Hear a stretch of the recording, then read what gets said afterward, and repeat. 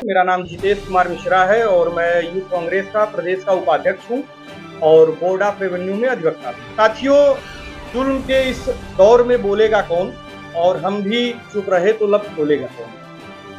सीधी सी एक बात है कि Uttar Pradesh board of revenue, जिसका कार्यालय प्रयागराज में है, लखनऊ में भी, लेकिन अधिकतर मुकदमे यहाँ पूरे प्रदेश के प्रयागराज में ही होते हैं।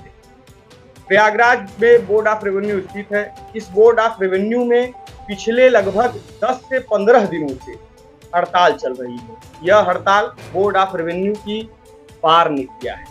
क्यों किया है?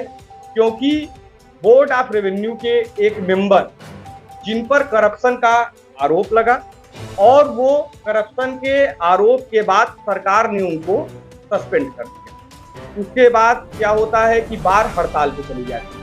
तो मेरा तो सबसे पहले मैंने कल एक ज्ञापन बना के मैंने बोर्ड के मेंबरान को रिसीव कराया। वो ज्ञापन बोर्ड के चेयरमैन के नाम था।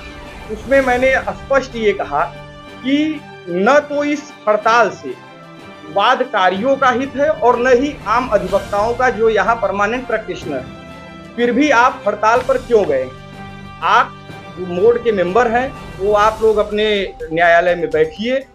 आपको पर डे अगर बोर्ड का जो है बार हड़ताल करता है तो पर डे आपको रिसीविंग लेटर भेजेगा, आप उसको रिसीव करिए, तब आप उठ करके जाइए। आप तो लखनऊ से चलते ही नहीं। तो हमने उनको ज्ञापन दिया कि अगर आप जो है इस हड़ताल को, चूंकि यह अवैध हड़ताल, कुछ चंद हड़ताल कर्मी है, उनको मैं हड़ताल कर्मी मान रहा हूँ कि भाई उनका काम ही है हड़ताल करना किसी के भी पक्ष में। फिर बोर्ड के मेंबर जिनको करप्शन के आरोप में जो है सस्पेंड किया गया है, उनके पक्ष में हड़ताल करने का क्या मतलब है? भाई उनका एक अपना आईएएस एसोसिएशन है, वो आईएएस है, आईएएस एसोसिएशन उनके पक्ष में सरकार से दो हाथ करे। बार का क्या मतलब है? बार तो आम अधिवक्ताओं के हित के लिए बनाई गई है। बार तो अगर अधिवक्ता का हित है, हम कह रहे हैं कि वादकारियों का भी हित हो। कहीं भाई दूर दूर से वादकारी आते हैं, कोई मथुरा से चला आ रहा है, कोई उरई से चला आ रहा है और कोई गाजीपुर से चला आ रहा है।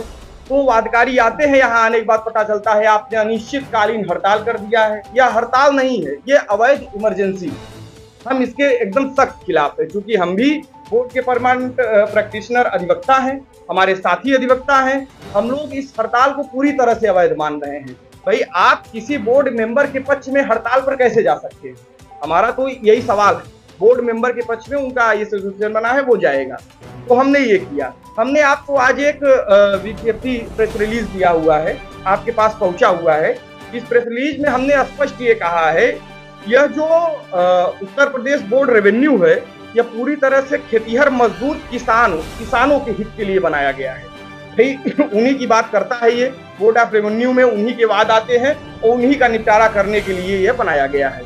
पहली बार तो ये उत्तर प्रदेश सरकार ने जो है इसको स्थापित किया है, ये लगातार एक भ्रष्टाचार का बड़ा अड्डा बन गया है।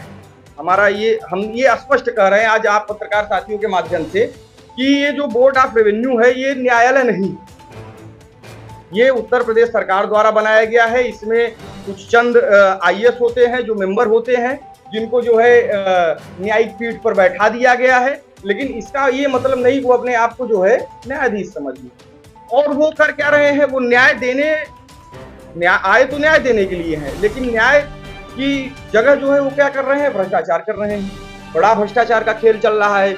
इसी बड़े भ्रष्टाचार की ये वानगी है कि भाई एक मेंबर सस्पेंड होता है और उस मेंबर को बचाने के लिए पूरी की पूरी बार जो है वहां हो जाती है, कूद पड़ती है, लड़ाई सरकार से दो हाथ के लिए।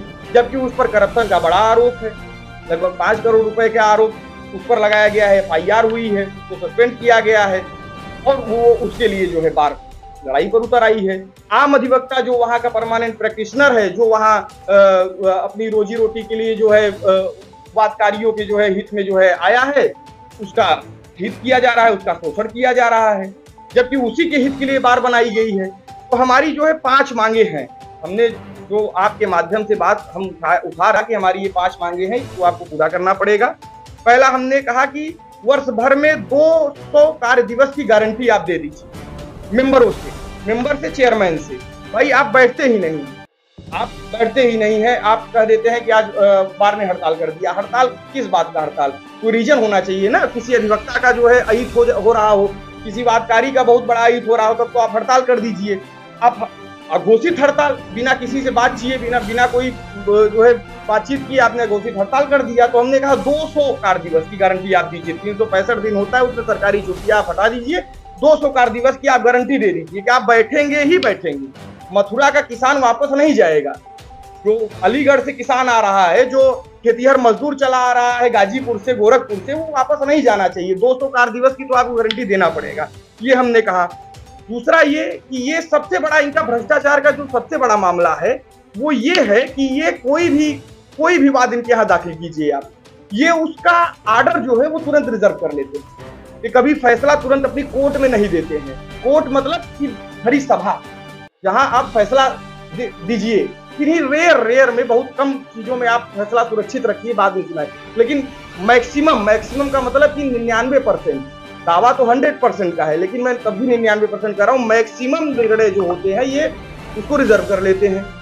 और रिजर्व होने के बाद क्या होगा कि रिजर्व होने के बाद ये जिस एक पक्ष से, किसी एक पक्ष से अगर आ जाएंगे जो है तो उसके पक्ष में निर्णय दे देंगे, नहीं तो उसको दोबारा रिवीजन में भेज देंगे।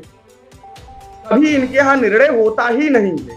बहुत जिस भी मामले में अगर इन्होंने ऑर्डर रिजर्व किया तो ये निर्णय नहीं देंगे, फिर निर्णय उसी के पक्ष में देंगे जो इनको पहुंचा जाएगा, और अगर नहीं पहुंचा तो इसको रिवीजन में कर देंगे। यानी लगभग 80 से 90% मुकदमे इनके यहाँ रिवीजन में जा रहे हैं।